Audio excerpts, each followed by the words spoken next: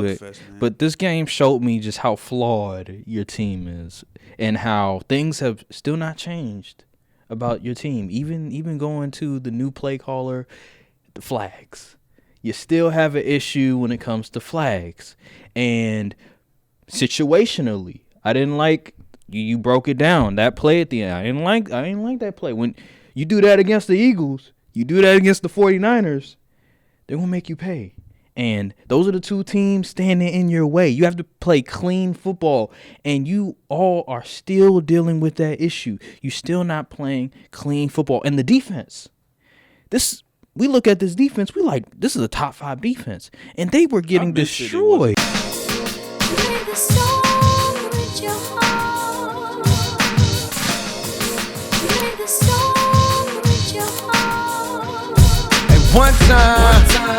What is good, YouTube? This your boy Aaron, It's Brian. and this is the Courtside View podcast. And today we are back. NFL. We were reacting to Thursday Night Football.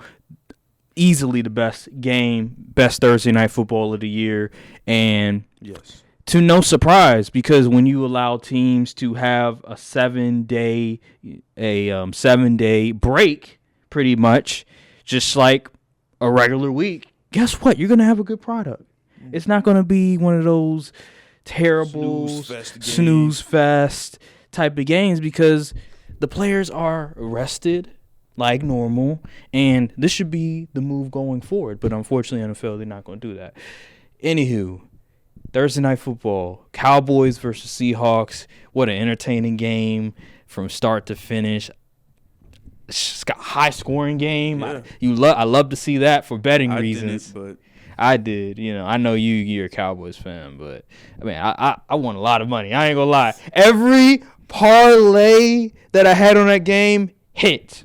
Every parlay, from the touchdowns to the receptions. Oh my gosh, like it was just money galore. I was just flooded with W after W after W. So I got to salute, bro. I got to salute to the Seahawks and the Cowboys because you guys handled your business when it comes to the bookies, when it comes to the gambling and stuff like that. ESPN. What? Why are you doing that? that's you said we stood on business. Yeah, you stood on business. You know what I'm saying? Yeah. But anywho, back to the game. I don't want to get too much into the gambling portion. What was your reaction to the game, man? This game nearly sent me to the hospital. I was going through every stage of grief in one game. I thought we was going to lose once we got out of the half, and they scored another touchdown straight out of the half. I said, "There's no way we win this game. The defense ain't even come to play," but we pulled it out. We got the victory. Dak Prescott, man, Dak and CD. When my kids ask me about Dak Prescott and CeeDee Lamb, I'm going to do the Vince McMahon video when he's like, because it's just special, man. Jake Ferguson was hooping too. Brandon Cooks got a touchdown. The defense, oh man, my boy DeRon Bland, he got put on multiple highlights. Listen, we love DeRon Bland. Well, I love DeRon Bland. Trey Diggs ain't never did nothing like that before. Good grief. They was taking turns on him. Pause. Like, that was crazy. He was looking like Anthony Brown out there. I don't think Anthony Brown never did nothing like that, which is crazy. Man. But he did get an interception. He kind of tried to. He almost had another one too, but he dropped it. Kind of glad he did because we would have lost field position if he did catch that one. But yeah, man. You gotta really. I got to give props to the offense, man. The offense is the reason we won this game, even though the defense, they did end up getting like 3 stops in a row, and all of them were on 4th down, so salute to them. They showed up when they needed to, and that's really what matters. When your team can get beat up, they get down, but when they needed to step up, they said, Micah said, I got you. Also, Diggy Zua, I got you. DeMarcus Lawrence, I got you. DeRon Bland, I got you. And that's what really matters. Yeah, quarters 1 through 3, obviously they clearly matter. But when it's time for your playmakers to step up, and he was a playmaker, he made the play. They made the play on defense. So I got to give them props for that. We got to be clear, though. The amount of penalties in that game was outrageous. I thought I was watching a high school game with as many flags was being thrown. Because good grief, boy. And, man, offense, I loved the dog we showed. My QB was flexing in people's faces. Jake Ferguson was walking through people signaling. This is the type of dog we needed when Jason Garrett and them was on the staff. We would have lost that game by multiple scores if Jason Garrett regime was still here. Mm-hmm. Multiple scores. Mm-hmm. We probably would have lost if Kellen Moore was still on the team. Mm-hmm. So this is what I'm saying, man. People can't say we ain't beat a 500 team yet. So now they move the goalpost and just you got to beat the Eagles now. Mm-hmm. You got Cowboys fans, just stay focused. Don't let the media get off these. Just we worried about what we got going on. Mm-hmm. Forget what the media says. Forget what all these people that think they know football says. Just focus on we focus on the Eagles right now, man. Mm-hmm. Proud of my boys after what they did Thursday, even though they tried to kill me. You said a lot there, talking about the offense. So what about the final? What was it? The final drive? Remember when I think was it a third or fourth down? It was a third down play, and I know exactly which one. To CeeDee Lamb in the end zone. That was two things. I personally would have ran right there because it was fourth and 2, fourth and 3. I mean, third and 2, third and 3, something like that. I'm like, why are we taking shots to the end zone when we only need 3 yards? Mm-hmm. But also I got to put blame on Mike, and I got to put blame on Dak in that scenario because on the film, Brandon Cooks literally was wide open on a drag that would have easily ended the game and got the first down. So but we got to clean that up. That's I don't know. I like the thought process. Sure, you want to go for the kill, but win the game. Mm-hmm. Just get the win. Just get the win. We don't need to be pretty. We don't need to do all this extra. Just win the game. Mm-hmm. And one of the biggest things about it is we got out the game healthy. We had I believe 3 games in a like 15 days, something around like that. That usually kills teams. Yeah. Because injuries, and that also may be a reason why the defense on both sides of the ball, on both teams, were pretty bad. Yeah. Because the defense looked tired on both ends. So, hey, man, we survived. We got 10 days to rest for Philly, thank the Lord, because we're going to need it. We're going to need it. And they're going to be coming out of a dogfight with the 49ers this Sunday. We're going to get to that later. But, yeah, man, I'm proud of the way my Cowboys played. Well, mostly my offense. But, yeah, defense came through. You're proud of them, huh? 41 points. This game, that ain't easy. It was an entertaining game. Slugfest, but this game showed me just how flawed your team is and how things have still not changed about your team. Even going to the new play caller, the flags. You still have an issue when it comes to flags. And situationally, I didn't like you broke it down. That play at the end. I didn't like that play. When you do that against the Eagles, you do that against the 49ers, they're going to make you pay.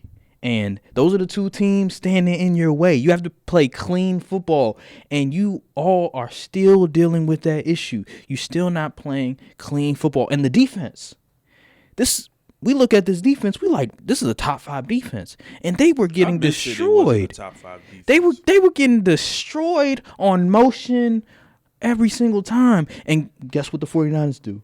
They play a lot of motion. So what this game showed me is that, the offense is elite. It's one of the best. It's top 3 in my opinion. Dak Prescott is playing on an MVP level. In my opinion, right now, I think he is in the lead for the MVP. But, people are not going to give him credit because, he hasn't beaten the Eagles. He hasn't beaten the 49ers. He hasn't beaten, like, a real team yet. But he's playing on an elite level right now. But overall, when it comes to this team specifically, I'm not that confident that they can beat Philly in a playoff setting. They could beat the 49ers in a playoff setting because there's still that issue with the flags and also situationally when it comes to, is Mike McCarthy going to call the right play? Is Dak Prescott, is he going to deliver when you need him the most? And that's what you need when you're gonna play those two teams, because those are the creme de la creme. Those are the elite teams in the NFL that you're trying to get over. And I just don't see it. I don't see it with the Cowboys. Beautiful story, great offense, but I don't see the formula for you all to beat those teams. I do. Oh, Or at least the Eagles. 49ers, I don't know. They're going to have to hope somebody else knock them out at this point. I think it's cubic zirconium every single year. It's fake diamonds. That's cute. Every single year. Like, it looks pretty, but then once you get the diamond tester. Why don't people say this about the 49ers? What you mean? They made the Super Bowl. They made the conference championship. Super Bowl, what, 4 years ago? Okay, but then they made the conference championship twice afterwards. And lost. Okay, one of them they literally missed like 2 or 3 of their quarterbacks. I mean, they couldn't compete at all because the quarterbacks went down. They was going to lose even if they didn't. We don't know that. We don't know that. And then I think other players got injured during that game too. Like Fred Warner, I think he got banged up. And come on, bruh. Come on. It was unfortunate. We don't know. I guarantee they was getting cooked before Brock Purdy got hurt. We don't. When did Brock Purdy get hurt? Like first quarter? I believe so. First quarter. Come on. They would have lost. Come on. Well, I guess we'll never know. No one was stopping the Eagles on that Super Bowl run besides the Chiefs. I guess we'll never know. Well, we'll know this week. I already know who won in this game. Yeah, well, we'll see what happens. I've seen the script. Let me ask you this. What does Dak have to do to convince people that he should win the MVP? He doesn't have to convince anybody. He just needs to go out there and win some football games. Well, I mean, there are those people that are voting, so you're going to have to convince the voters that he should be, the MVP. The MVP is all narrative based. This doesn't even matter what the player does. As long as they gonna give it to the dude who plays the best while who wins a lot of games. That's just the fact of the matter. So Dak Prescott could do everything right. You know what's funny? You want to know why the MVP narrative is so stupid? The way they try to do. Oh, you got to beat certain teams. First of all, I've never in my life seen strength of schedule matter for MVP. Because if I'm not mistaken, Aaron Rodgers won that MVP and he got washed. I mean, washed by Tom Brady and the 49ers. And the 49ers. Still won MVP. Mm-hmm. And then let's put it like this. Let's say if Dak Prescott goes out there, throws for 400 yards, 5 touchdowns, but his defense gives up 50 points. What is he supposed to do? Nothing. Like this is why this is the silliest narrative. The MVP award should be the best player, the most outstanding player on a specific team. On a winning team. Yes, most outstanding player on a winning team. Mm-hmm. Did you know what the Cowboys would look like without Dak? Are you kidding me? Mm-hmm. Man, let Cooper Rush started Thursday. We would have lost by 30. I think one of the things, because you bring up Aaron Rodgers, but the thing with Aaron Rodgers, he still won his division. So that's another thing that they're going to hold against Dak is the fact that he didn't win his division. But at the same time, you bring up like certain criteria that we've never heard of until now. Like, why is it with a quarterback that you have to win your division, but when a running back like Adrian Peterson, he didn't win his division. He won like 10 games, and he still was able to win the MVP over Peyton Manning, who had a sensational year, and he won the division. I think they may have been the number 1 seed or something like that. So this year specifically, it's more narrative driven than ever before, because in the past it was just like, okay, the guy who put up the best numbers has a winning team and stuff like that. But now it's more so like the NBA in a way, where it's like, the player that won the most games, and they check mark certain criteria that people made up. Like your girl Joy Taylor, man, like she, oh my God, like I was shocked. I was like, whoa. Just some of the things that she was saying, like, oh, is he number 1 in certain stats? Like, he's number 2 in this, number 2 in that. I'm like, being number 2 is pretty damn good in a lot of the stats. I mean, Aaron Rodgers, he wasn't number 1 in touchdown passes. I think he was number 1 in, like, maybe passer rating and maybe QBR. But, like, I mean, when it comes to like yardage, when it comes to the counting stats, like he wasn't number 1. Someone said, if this was the MLB and someone was second in batting average, OPS, and home runs or something like that, they would be outright the MVP. I know. I saw that too. I was like, yeah, that is true. Like, So see, this is I'm telling you, once the Cowboys get involved, the needle start. But this is why I don't even watch them shows. It's absolutely ridiculous. I don't even like them when they come across my timeline. I'm like, ugh, get this off my screen. Yeah. But yeah, man, it's nasty work. And then that dude on Fox Sports 1, the early morning show, the Carlton show, he was talking about Dak and I think it was his baby mom's. Yeah, he's a clown. I know. I was like, whoa. I was like, bro, like this is just crazy. That's going on with this Dak, just talking point, man. It's like this is so nasty. Like it really is. Like good grief, they never did this with Romo. Like people just say Romo, he just threw interception in the cup, but what they doing for Dak, this is unprecedented. I know, bro. I know. It's crazy, man. This man gotta go undefeated in order to get the proper respect. Any other QB playing like this on the team, they easily trying to give him the MVP. He has a target on his back. They bring it up Myles Garrett for MVP. Like, come on, son. Myles Garrett isn't even top 10 in pressures. I was thoroughly shocked because the way people talk about Myles Garrett, you'll think he was on pace to break Strahan's sack record or something. Like he was like remember when T.J. Watt had like 22 sacks that one year, and remember that one year J.J. Watt he was like a tight end, and he was like getting like he was getting offensive teams and like stuff. I was like, okay, like he deserved like honestly he might deserve it even though he didn't make the playoffs, but he won like 9 games that year. But you know him, he's having a phenomenal year, but MVP, I don't know about that. But yeah, Dak Prescott, I feel like the whole sort of narrative on Dak Prescott has been unfair. He's been phenomenal this year. Like there's no doubt about it. If you watch the games, 26 touchdowns and only 6 interceptions. Yeah, he's blowing my projections for him out of the water. And the thing with Dak Prescott, you know, there was this conversation when he first came in the league, like he's a system QB. Well, he's showing that he's not a system QB. He is the system at this point. Pretty much. Are you kidding me? Pretty much, he's not a system QB. He's more than that. He's a franchise QB. Like people, you know, when he first came in, it was like, is he a franchise QB? Can he be somebody you could build around? Yeah, you can build around Dak Prescott. The dude is tremendous. You get him the right weapons, he'll put up a boatload of yards, a boatload of touchdowns with a minimum amount of interceptions.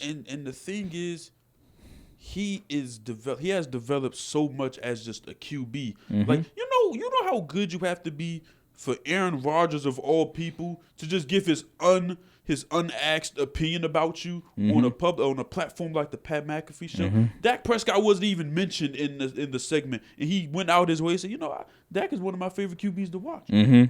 Exactly. And he said he's actually playing the QB position. Not just he's not going out there and just making the right throws when he's told to. We ain't gonna get into that. We ain't gonna get into that one. But he said he's actually playing QB. He's playing the position at a super high level. So yeah, man, it's true. Like it's crazy. What he's doing out there. Even at that throw to CeeDee Lamb, it went right through his hands. That was some elite ball. That was. CeeDee, you gotta catch that, man. Come on, I needed that. Come on, man. Still got his game off. He still got his game off, but man, there was some passes, bro. Dak that hit him right in the hands, and he just dropped it. I was like, come on, CeeDee. He had like 17 targets that game. As he should. God damn, I need that every game. I bet you do. I need that every game. Fantasy team is ridiculous, man. Oh my God. Yes. You should thank me, by the way. I gave you Charbonnet. I'm still going to lose because the Cowboys defense had -3 points. What you mean? You still got a shot. Okay. I need Tyreek Hill to get 40 points then. It's possible. That's Tyreek Hill. But Achane is back. They might try to run the ball. I doubt it. Man. Well, anywho, on the Seahawks side of things. Shout out, man. Geno Smith played great. Yeah, he played great. He was hitting every throw. I'm like, yo. I put Geno in the Jag tier. I said, of course, the QB I put in the Jags, he want to come out here and just start hooping all of a sudden. Man. He had a phenomenal game. He did, bro. He really did. And JSN, DK Metcalf. Oh my God, I haven't seen DK play like that since he had Russell Wilson his first year. That was insane, man. They was just giving DeVon Bland the business. I was like, why y'all doing my mans like this? They wasn't even trying to throw on Gilly's side of the field. Man, he was looking like a bunch of bum cornerbacks. Damon Emerson, Mike Jenkins, Philip Gaines. Oh my gosh. Whatever former Washington cornerback you could think of, Washington Redskin / Commander / Washington football team cornerback you could think of. That's what Deron Bland was looking like. Because oh my God, a season, multiple games worth of production. Man, good grief, but hey, man. Yeah. Whoever bet on the he didn't quit though. Yeah, he didn't quit though. He got the INT. Although the next drive you all wasn't able to get any points because of it. But hey, man, at least he got his get back on something. He's like, I'm gonna leave with something. I'm gonna leave with something. You know what I'm saying? Put that interception on the books. You know, he got like he got 8 on the year now or something like that. So. Man, that's a lot of interceptions. Well, yeah, but yeah. Anywho. I think that'll do it on the Thursday night game. Let's get to the rest of the game, the Sunday. Yeah, what do you want to say? The 4th down play that the Seahawks ran. Why are you running a screen on 4th and 2 and then leaving a 250-pound 4-3 guy to just free rush you? That's a good point. Like, who did they think Michael was? Did they think D-Law was going to be lined up over there or something? I don't know. And the screen call was even if, let's say hypothetically, they get the pass off. Yeah. We literally had someone literally right there, right behind DJ Dallas to make the play. So that was a silly play call. I don't know who. I forgot the offensive coordinator's name. Is it Waldron or something like that? That was a horrible play call on 4th and 3. Seahawks fans should be very upset they lost that game. Because they literally could not be stopped until the 4th quarter. Well, all I know is that my Packers is crazy. After everything that transpired this year, they're in the hunt. Like there's a possibility they can make the playoffs. But like I said, there was a Packers fan in the comments like, yeah, they were like, lock in, come on, you gotta beat the Seahawks. That was not me. I know it wasn't you. That was not me. But you do not want to win all of these games. I mean, it wouldn't. I mean, seeing them in the playoffs, I wouldn't be too. I wouldn't want to play the Packers in the playoffs. Look, cold world, still a cold world, and a couple of y'all is cool, but we a little more thorough. Whole time, a little more girls. You know I spit that sick shit and it's still no cure. Hola, loud packs like I